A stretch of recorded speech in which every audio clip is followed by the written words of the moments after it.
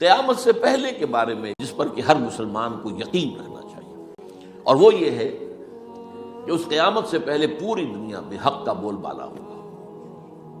اچھا، یہ وہ بات ہے جو دنیا کے اکثر مذاہب میں ہے، اکثر مذاہب میں، اور خاص طور پر جو تین یہ مذاہب ہیں جنہیں ابراہیمی مذاہب کہا جاتا ہے، یہودیت، عیسائیت اور اسلام، تو صراحت کے ساتھ ہے۔ یہود کے ہاں بھی عقیدہ موجود ہے، عیسائیوں کے ہاں بھی ہے، مسلمانوں کے ہاں بھی ہے، کہ اس سے پہلے، اس کائنات کے ختم ہونے سے پہلے، اس زمین کی قیامت آنے سے پہلے اس پر اللہ کا دین غالب ہوگا، کنگڈم آف ہیون آن ارتھ۔ اور یہی بات حضرت مسیح نے کہی تھی اپنے اس وقت کے جن یہودیوں سے مخاطب تھے، ریپینٹ، توبہ کر لو، for the kingdom of heaven is at and.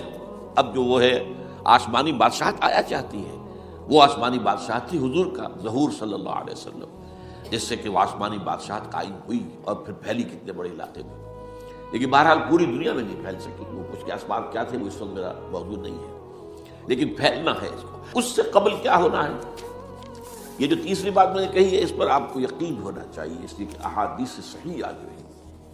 قرآن مجید کا سغرا کبرا دلالت کرتا ہے اس پر کہ حضور کو بھیجا گیا غلبہ دین کے لیے، اور بھیجا گیا پوری نوع انسانی کے لیے۔ تو جب تک پوری نوع انسانی پر دین غالب نہ ہو، حضور کا مقصد بعثت ابھی مکمل نہیں ہے۔ اسی کو اقبال نے کہا تھا، وقت فرصت ہے کہاں، کام ابھی باقی ہے، نور توحید کا اتمام ابھی باقی ہے۔ یہ چمن معمور ہوگا نغمہ توحید سے، ایک وقت آئے گا کہ پورا یہ قرہ جو ہے نغمہ توحید کے ساتھ اس کا جو ہے گونج جائے گا، لیکن یہ کہ ابھی تو نہیں ہوا ہے، نہ ہونا ہے۔ اس سے پہلے کا معاملہ ایک ہے کہ جس کی خبریں دی گئی ہیں، اور وہ ہے کہ قیامت میں اس نظام دین حق کے غالب ہونے سے پہلے بڑی خوفناک جنگوں کا ایک سلسلہ ہے جس کی خبریں دی گئی۔ یہ یہود کے ہاں بھی ہیں خبریں موجود، عیسائیوں کے ہاں بھی ہیں، جو بائبل کا آخری باب ہے، ریولیشنز آف سینٹ جان، وہ کاشفات یوحنا ترجمہ کیا جاتا ہے، اور حضور کی احادیث میں بھی موجود ہے۔ ملاحم، باب الملاحم، یہ بہت سی کتابوں کے اندر باقاعدہ ابواب ہے، ایک باب، باب الملاحم، جنگوں کا باب۔ ان میں سے ایک جنگ وہ ہے جسے کہا ہے اس یوحنا کی مکاشفات میں آرمگدان، اور غالباً اسی کو حضور نے قرار دیا ہے الملحمۃ العظمیٰ، عظیم ترین جنگ، الملحمۃ الکبریٰ۔ تو یہ بھی یقینی چیزیں ہیں کہ جو ہونے والی ہیں۔ یہ ملاحم کیوں ہوں گے؟ اب اس میں اچھی طرح سمجھ لیجیے کہ اس میں ایک تو ہے عذاب اکبر جو آئے گا یہودیوں پر، ایک ہے عذاب اصغر جو آئے گا مسلمانوں پر۔ میں نے یہ آج سے 20 سال پہلے کتاب لکھی تھی، وہ جو مختلف، پہلے تو نوائے وقت کے اندر کالم کی شکل میں شائع ہوئی تھی، پھر یہ کہ موجودہ اور سابقہ مسلمان امتوں کا ماضی، حال اور مستقبل، غالباً اس وقت آؤٹ آف پرنٹ ہے وہ کتاب۔ بہرحال جن کو بھی دلچسپی ہو وہ اسے کہیں سے حاصل کرنے، لائبریری سے، مکتبے سے مل جائے گی اور پڑھے اس کو۔ یہ 20-22 سال پہلے کی بات ہے، وہ آج کی بات نہیں۔ تو اس میں ان تمام چیزوں کا میں نے تذکرہ کیا ہے، اس لیے کہ عذاب اکبر اس کو کہتے ہیں کہ کسی قوم کا نام و نشان مٹا دیا جائے۔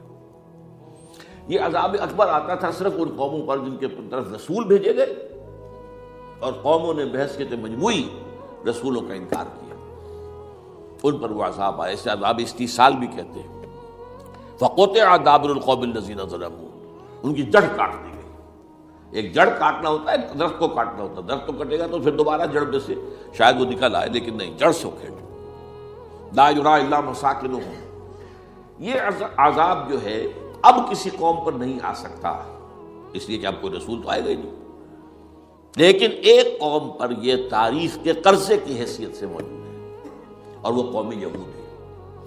ان کی طرف رسول بھیجے گئے حضرت عیسیٰ ابن مریم، رسولا الی بنی اسرائیل، اور انہوں نے یہ بات تو بہت دور کی تھی کہ مانتے انہیں اور ان پر ایمان لاتے، الٹا جو کچھ کیا ہے آپ کو معلوم ہے، انہیں ولد الزنا قرار دیا، جادوگر قرار دیا، واجب القتل قرار دیا، اور اپنے بس پڑتے سولی پر چڑھوا کر دم دیا۔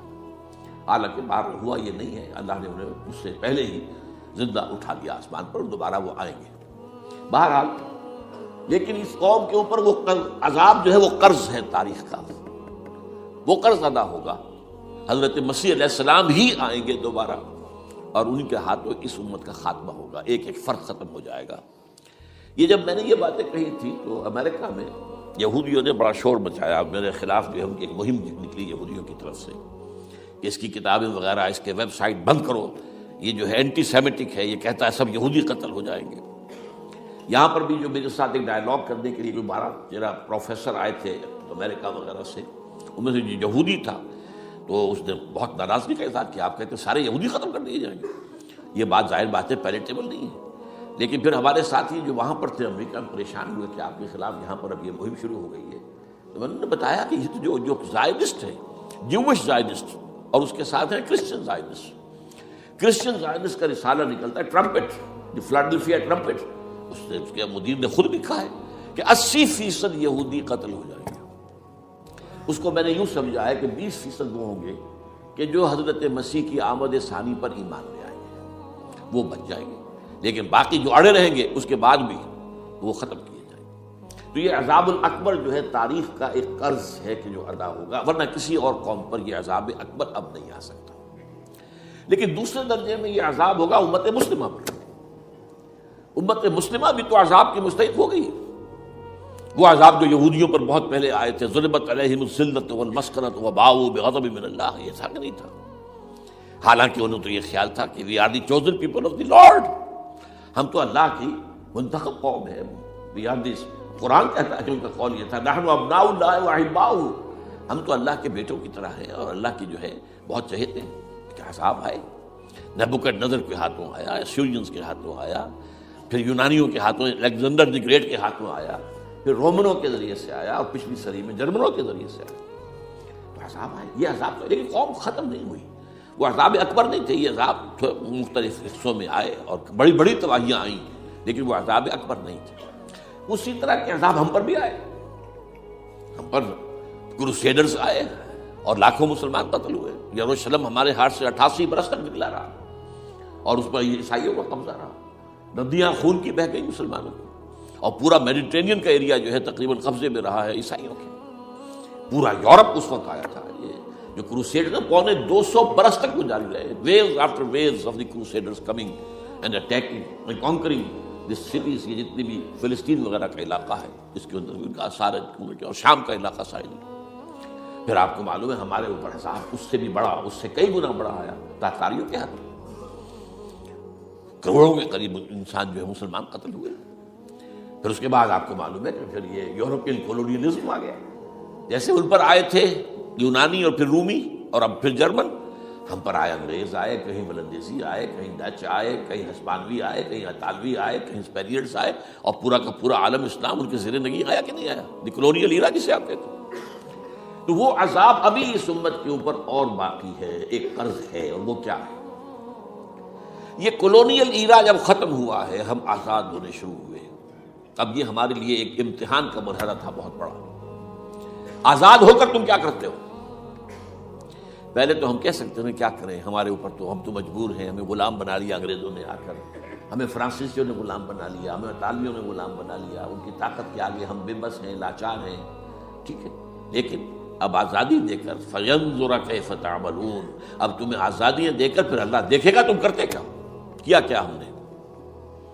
جو مسلمان قوم ملک آزاد ہوا اس نے یا تو اپنا قبلہ بنایا واشنگٹن کو یا بنایا ماسکو کو، کسی نے قرآن کو اپنا امام نہیں بنایا۔ دعائیں مانگتے ہیں وَاجْعَلْهُ لَنَا إِمَامًا وَنُورًا وَهُدًى، لیکن اس کو امام بنانا، اپنا امام بنانا، اس کے پیچھے چلنا، اس کے احکام کو نافذ کرنا، اس کی شریعت کی تنفیذ کرنا، یہ اس کی تہذیب، اس کا تمدن دیا ہوا، اس کا معاشی نظام دیا ہوا، اس کو قائم کرنا، زیرو۔ اس لیے بہت بڑے عذاب کے ہم مستحق ہیں۔ بات کڑوی ہے، اچھی نہیں لگے گی، لیکن میں یہ آج سے نہیں کہہ رہا ہوں، میں سن 80 سے یہ باتیں کر رہا ہوں، نوٹ کر دیجیے اس بات کو۔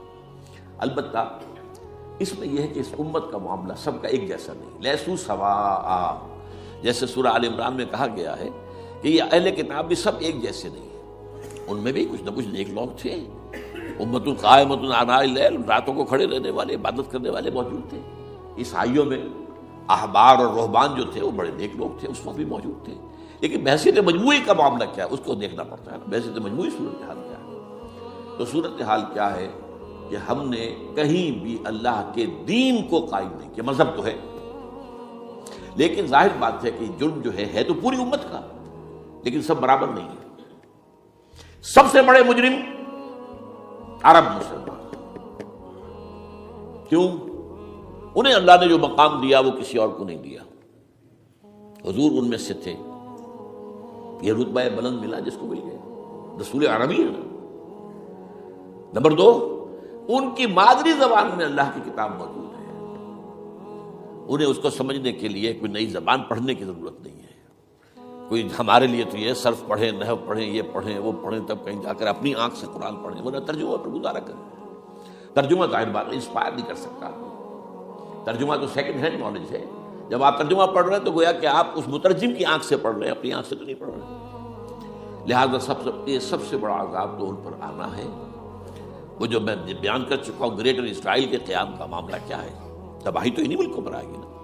وہ شام ہے، عراق ہے، اس کے لیے پہلا قدم اٹھایا تھا، ابھی تو اس کو ناکام بنا دیا ہے۔ اللہ تعالیٰ کی جو بھی حکمت ہے، جو عراق پر حملہ تھا وہ اصل میں اس لیے تھا کہ گریٹر اسرائیل کی طرف پہلا قدم تھا۔ شیرون نے کہہ دیا تھا یہ جو پڑا ہوا ابھی کہیں مرا نہیں ہے، اس نے کہا تھا جیسے یہ صدام کی حکومت ختم ہوئی ہے، اس کے مجسمے گرائے گئے ہیں کہ ان قریب عراق پر ہمارا قبضہ ہوگا۔ یہ اصل میں تھا اس گریٹر اسرائیل کی طرف پہلا قدم۔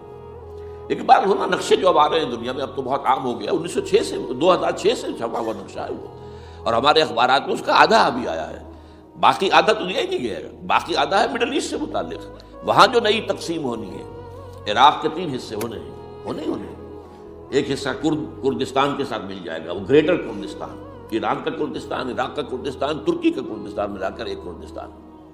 جیسے ہمارے ہاں پاکستان کا بلوچستان، افغانستان کا بلوچستان اور ایران کا بلوچستان ملا کر گریٹر بلوچستان بنے گا۔ یہ ممکن نقشہ، یہ نقشہ تو اس میں دیا گیا ہے جو اب اخبارات میں چھپے۔ وہ اگلا حصہ جو ہے وہ میں آپ کو بتا رہا ہوں، اور جو سعودی عرب کے ٹکڑے ہوں گے کہ ایک چھوٹی سی ریاست بنا دی جائے گی مکہ مدینہ شہروں کے اوپر مشتمل، یہ ویٹیکان ہوگا۔ جیسے ویٹیکان سٹی ہے روم کے اندر، یہ عیسائیوں کا ایک بڑا مرکز ہے، تو ایک چھوٹی سی حکومت اسے کہتے ہیں، علیحدہ ہے، وہاں اطالوی حکومت کا قبضہ نہیں ہے، وہاں پہ ان کی اپنی حکومت ہے، پوپ کی حکومت ہے۔ ایسے ایک ویٹیکن، گویا کہ ایک مسلم ویٹیکن بنا دیا جائے گا مدینہ۔ یہ ان کے نقشے ہیں، یہ نہ سمجھے کہ ایسا ہوگا، یہ تو اللہ جانتا ہے، لیکن یہ کہ جو ہوگا وہ تو میں نے کئی دفعہ کہا، تو اللہ کو معلوم ہے۔ یمکرون ویمکر اللہ، وہ اپنی سے چالیں چل رہے ہیں، اللہ اپنی چال چل رہا ہے، لیکن نقشوں کی ہے۔ بہرحال اس میں جو بھی ہے یقیناً ایک حد تک کامیابی انہیں ہوگی جس کی خبریں ہمیں دی گئی۔ گریٹر اسرائیل ایک دفعہ قائم ہوگا، سعودی عرب سے بھی شمالی حصہ لے لیا جائے گا، مدینے میں داخل نہیں ہو سکیں گے بس۔ اچھا، مکے کو وہ کلیم نہیں کرتے، مکے سے انہیں کوئی سروکار نہیں ہے، لیکن یہ کہ مدینے کو وہ کہتے ہیں یہ ہمارا ہے، ہمیں یہاں سے نکالا گیا تھا، اور وہاں لیکن حدیث میں ہے کہ مدینے میں داخل نہیں ہو سکے گا دجال اور اس کی جو فوج ہے، لیکن باقی شام، عراق، فلسطین، لبنان اور ترکی کا جنوبی حصہ اور مصر میں جو ہے یہ سینائی پیننسلا کے ساتھ ساتھ سارا، وہ اس پر تو رو رہے ہیں ابھی تک یہودی کہ کیوں واپس کر دیا سینائی پیننسلا۔ 1967 وار میں ہم نے جیتا تھا اسے، بعد میں وہ اسحاق ریبن اور یاسر عرفات کے درمیان دوستی کروائی تھی کلنٹن نے، جس کے نتیجے میں وہ واپس آیا ہے۔ لیکن یہ کہ وہ واپس لے گئے، اور اس کے علاوہ جو فرٹائل علاقہ ہے نائل کے ڈیلٹا کا، وہ بھی ان کی شامل ہے۔ تو اس ظاہر بات ہے جب یہ ہوگا تو بڑی تباہی آئے گی، اس میں تو کوئی شک ہی نہیں۔ تو سب سے بڑی تباہی مسلمانان عرب پہ آئے گی، کیوں؟ کہ مستحق ہیں اس کے، انہوں نے اس کے باوجود کہ قرآن ان کی اپنی زبان میں ہے، انہوں نے اس قرآن کو اپنا امام نہیں بنایا۔ نمبر 2 پر میں ہمیشہ کہتا رہا ہوں کہ جو مسلمانان عجم، اگر فرض کیجئے کہ 140 کروڑ مسلمان اس دنیا میں ہیں تو 30 کروڑ کے قریب جو ہیں وہ عرب ہیں، باقی 110 کروڑ جو ہیں، 1 ارب سے زیادہ تو غیر عرب مسلمان۔ ان میں سب سے بڑے مجرم جو ہیں وہ ہم مسلمانوں نے پاکستان، ہم نے ایک تقسیم کرائی اسلام کے نام پر، ہم نے کہا کہ ہم اسلام کا نظام قائم کریں گے، اور اللہ نے ہمیں معجزے کے طور پر حکم عطا کر دیا پاکستان۔ اب قمری حساب سے 63 برس گزر چکے ہیں، جو آپ 61 کہتے ہیں، اگر قمری حساب رکھیں 63 برس ہو چکے، کہاں ہے وہ اسلام؟ لہذا مستحق۔ لیکن اب اس میں یہ ضرور ہے کہ ابھی پاکستان کے معاملے کو میں سمجھتا ہوں کہ ہینگنگ ان دی بیلنس والا معاملہ ہے، ابھی نہیں کہہ سکتے۔ اللہ تعالیٰ شاید کوئی توفیق دے دے، کوئی معجزہ ہو جائے، کیونکہ میرا تو یقین یہ ہے کہ یہ قائم بھی معجزے سے ہوا ہے، جس پر میں نے تفسیراً کتاب میں لکھا ہوا ہے اپنی استحکام پاکستان، اور اب کوئی دوبارہ معجزہ ہو سکتا ہے۔ اور معجزہ کیا ہوگا؟ کہ پوری قوم میں توبہ کی ایک کیفیت پیدا ہو جائے، اللہ کے کرنے سے ہو سکتی ہے۔ تمام انسانوں کے دل جو ہے اللہ کی 2 انگلیوں کے مابین ہے، حضور نے ہمیں خبر دی ہے، جدھر چاہتا ہے پھر دیتا ہے، تو کوئی عجب نہیں کہ ایسا ہو جائے۔ بہرحال اس اعتبار سے میں آپ سے عرض کر رہا ہوں کہ یہ پاکستان کے بارے میں نے جو آپ کو 2 آیتیں سنائی ہیں سورہ انبیاء کی، اس آخر کے حصے میں آئی ہیں سورہ انبیاء میں، وَإِنْ أَدْرِي أَقَرِيبٌ أَمْ بَعِيدٌ مَا تُوعَدُونَ۔ دیکھو لوگوں، مجھے یہ معلوم نہیں ہے کہ جس عذاب خداوندی کا تم سے وعدہ کیا جا رہا ہے وہ قریب آ گیا یا دور ہے۔ یہ حضور سے کہا جا رہا ہے، قل، آپ یہ کہہ دیجیے، ان ادری اقریب ام بعید ما توعدون۔ ساتھ ہی یہ بھی فرمایا وَإِنْ أَدْرِي لَعَلَّهُ فِتْنَةٌ لَكُمْ وَمَتَاعٌ إِلَىٰ حِينٍ، اور مجھے نہیں معلوم، ہو سکتا ہے کہ یہ تمہارے لیے ایک فتنہ بن کر معاملہ آ گیا ہو اور ابھی تمہیں اور مہلت دے دی جائے۔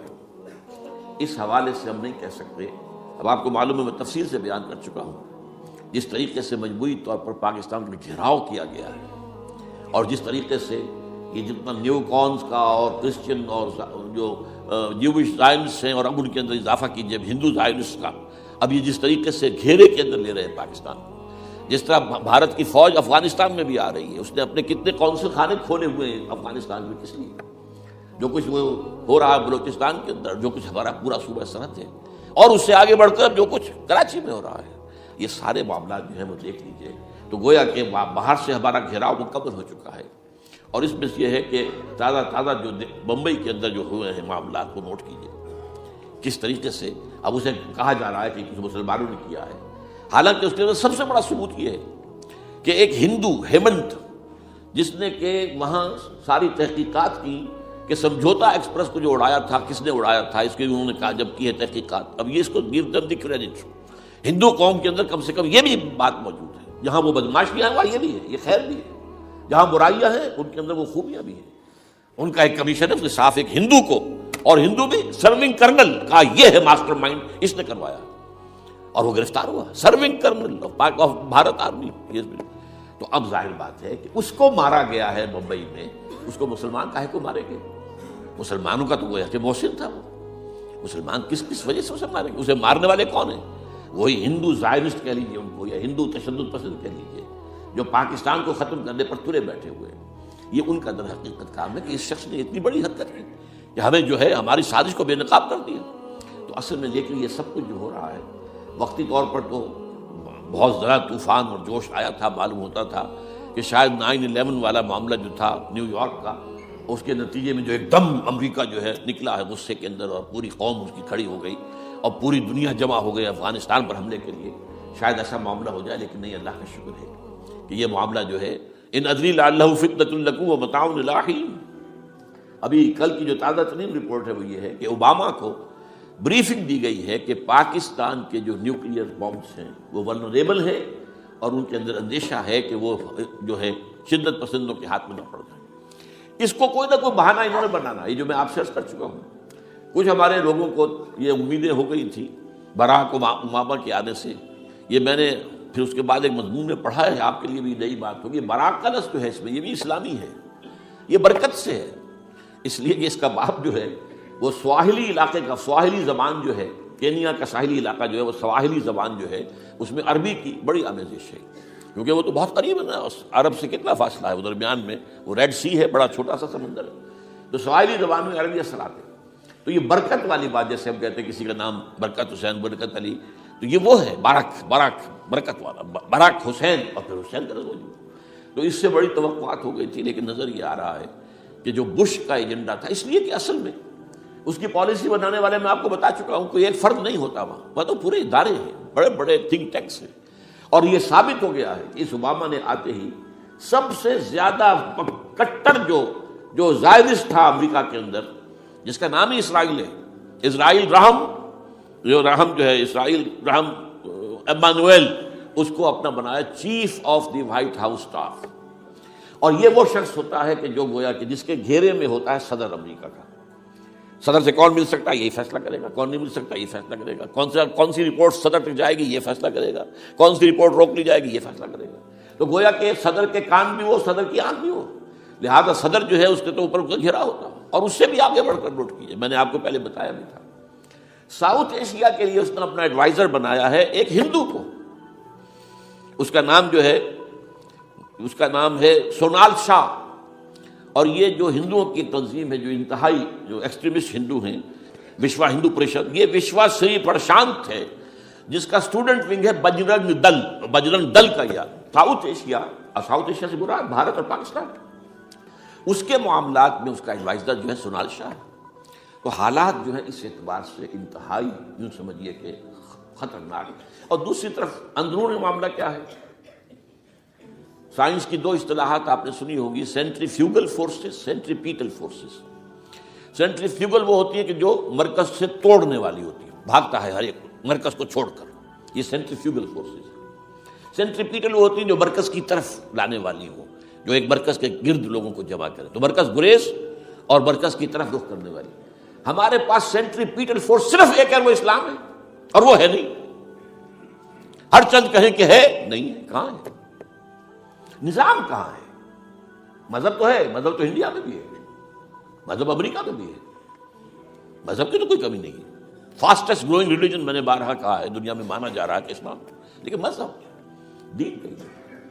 حضور بھیجے گئے تھے دین کو غالب کرنے کے لیے، هو الذی ارسل رسولہ بالہدی ودین الحق لیظہرہ علی الدین کلہ۔ سینٹریفیوگل فورسز آپ کو یاد ہوگا، میں نے گنوا دیا تھا ایک دفعہ۔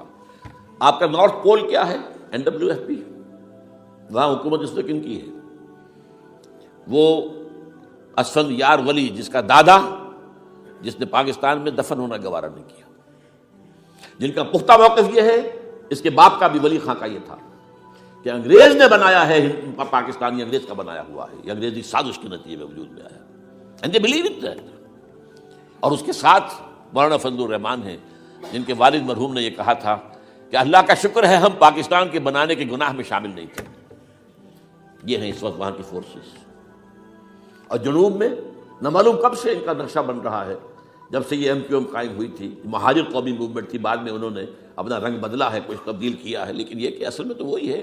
گرگٹ رنگ بدل رہے تو اس کی فطرت تو نہیں بدلتی ہے، تو وہی اردو اسپیکنگ۔ اور اب جو ہنگامے ہو رہے ہیں وہ پختون اور اردو اسپیکنگ کے درمیان ہنگامے ہو رہے ہیں، اور زیادہ پٹھانوں کو مارا جا رہا ہے، ان کی دکانیں جلائی جا رہی ہیں۔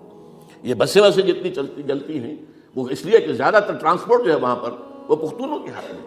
یہ وزیری وغیرہ لوگ جو ہے محسود ہیں، یہ لوگ ہیں وہاں پر جو ہے اکثر و بیشتر بہت سے مساجد کے اندر آپ کو جو امام ملیں گے وہ پٹھان ملیں گے، جو پہرے دار ملیں گے وہ پٹھان ملیں گے، بہت بڑی تعداد ہے۔ لیکن یہ کہ اس کے اوپر وہاں پر فساد شروع ہو گیا۔ بلوچستان کا معاملہ سب کو معلوم ہے۔ تو اندرونی طور پر جو سینٹریپیٹل فورس ہو سکتی تھی اس کو ہم نے کیا نہیں مضبوط، کمزور سے کمزور تک کرتے چلے گئے۔ اور اب جو کچھ ہو رہا ہے، اب مضامین آ رہے ہیں، آئلی قوانین میں تبدیلیاں کیوں کی جا رہی ہیں؟ یہ جو کانفرنس ہوئی تھی جو UNO کے اندر، بیجنگ +5 کانفرنس، جو بات اس میں طے اور اس میں یہ تھا طلاق کے معاملے میں مرد اور عورت کو بالکل برابر کر دیا جائے۔ اب وہی کر رہے ہیں آپ، یہ سواری آئی کائے کے لیے؟ جیسے مرد طلاق دے سکتا ہے عورت بھی طلاق دے سکتا ہے۔ اسلام میں یہ نہیں ہے۔ اسلام میں یہ ہے کہ عورت طلاق لے سکتی ہے، دے نہیں سکتی۔ وہ لے گی یا تو شوہر سے خود کہے بھائی تم مجھے آزاد کر دو، تم نے مجھے مہر دیا تھا میں واپس کر دوں، یا یہ آدھا لے لو، یا یہ ہے کہ وہ اپنے بڑوں سے، بزرگوں سے، اور اس کے بڑوں بزرگوں کو بیچ میں ڈالے، یا عدالت میں جائے۔ عدالت اگر کو قائل کر دے گی کہ عدالت کے واقعی اس کے معاملات ان کے صحیح اب نہیں نبھ سکتے، وہ سیپریٹ کر دے گی۔ وہ ایک ہے خلا لی جا سکتی ہے، طلاق دی نہیں جا سکتی۔ یہ فرق رکھا گیا۔ اسلام میں مرد اور عورت اسینشلی برابر ہیں، as human beings they are equal, کوئی فرق نہیں، کوئی اونچا نہیں، کوئی نیچا نہیں۔ جو بھی انسان کے اندر شرف انسانیت ہے، اشرف المخلوقات ہونے کا جو مقام ہے، وہ مرد کو بھی عورت کو بھی ہے، ان میں کوئی فرق نہیں۔ لیکن جب ایک مرد اور ایک عورت مل کر ایک خاندان کی بنیاد ڈالتے ہیں، اب وہ برابر نہیں ہے۔ الرجال قوامون علی النساء، کوئی بھی انسٹیٹیوشن ہو اس میں دو برابر کے سربراہ نہیں ہو سکتے، دونوں کا اختیار ایک جیسا ہو تو کیسے چلے گی گاڑی؟ چل ہی نہیں سکتی۔ آپ ڈائریکٹر جو ہے 100 بنا لیں، مینیجنگ ڈائریکٹر ایک ہوگا، ظاہر بات ہے دو تو نہیں ہو سکتے۔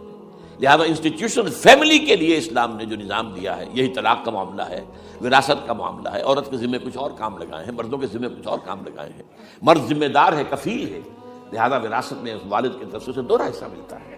لڑکی کی کوئی ذمہ داری ہے ہی نہیں، وہ تو بلکہ شادی بھی ہوگی تو شوہر سے مہر لے گی، لڑکا شادی کرے گا تو مہر دے گا۔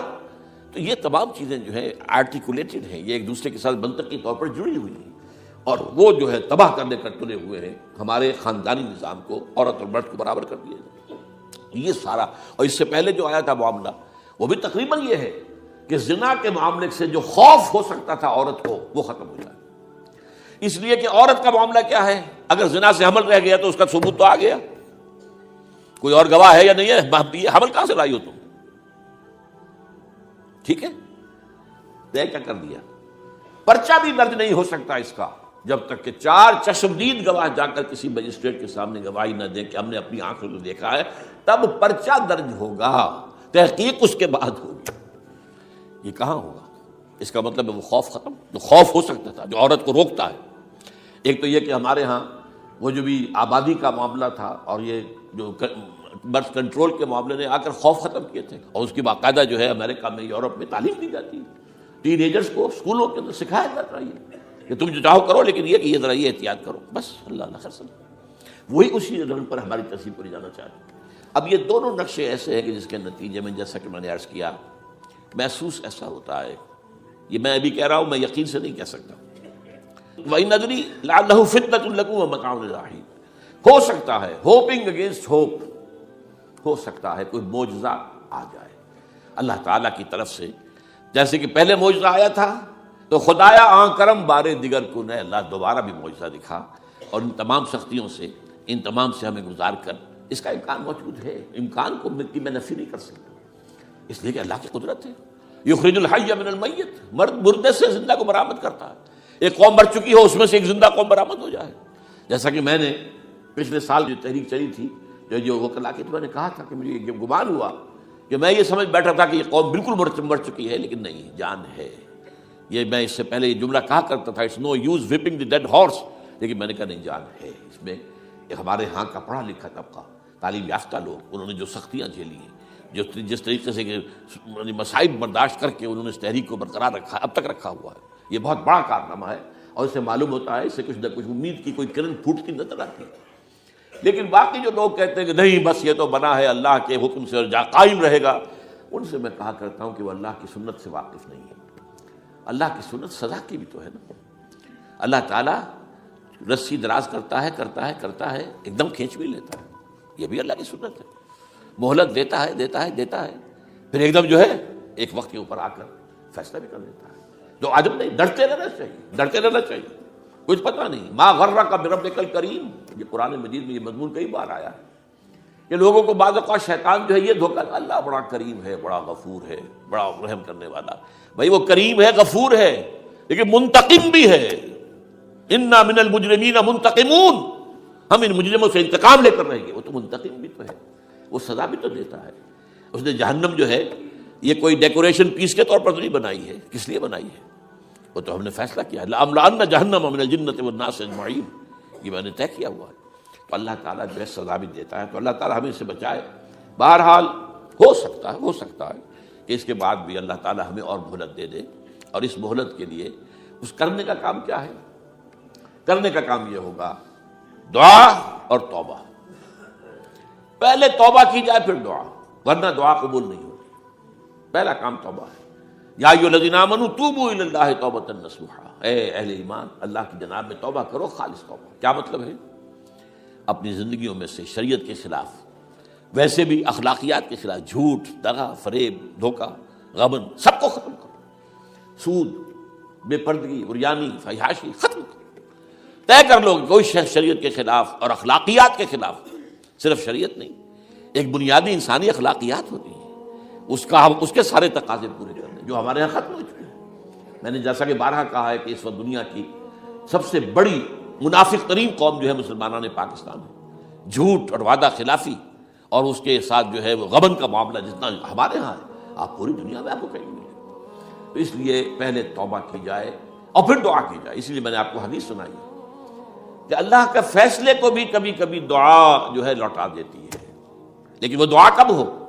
جب آپ نے اللہ کے ساتھ اپنا معاملہ صحیح کر لیا۔ فرمایا حضور نے، جو میں نے ترمذی کی روایت آپ کو سنائی، لا يرد القضاء الا الدعاء، اللہ کا فیصلہ بھی کبھی کبھی اللہ تعالیٰ کسی فیصلے کو مؤخر کر دیتا ہے۔ حضرت یونس علیہ السلام کی قوم پر اللہ کا فیصلہ آ چکا تھا، عذاب کے آثار شروع ہو چکے تھے، پوری قوم نے توبہ کی، اللہ تعالیٰ نے عذاب کو جو ہے وہ وہاں سے ہٹا لیا ان کے سروں پر سے، اور ایک مدت تک کے لیے انہیں مہلت بخش دے دی۔ تو اس کے لیے تو یہ ہے کہ توبہ کی جائے اور دعا کی جائے، اور اس میں یہ ہے کہ اس میں توبہ کا ایک حصہ لازماً یہ ہونا چاہیے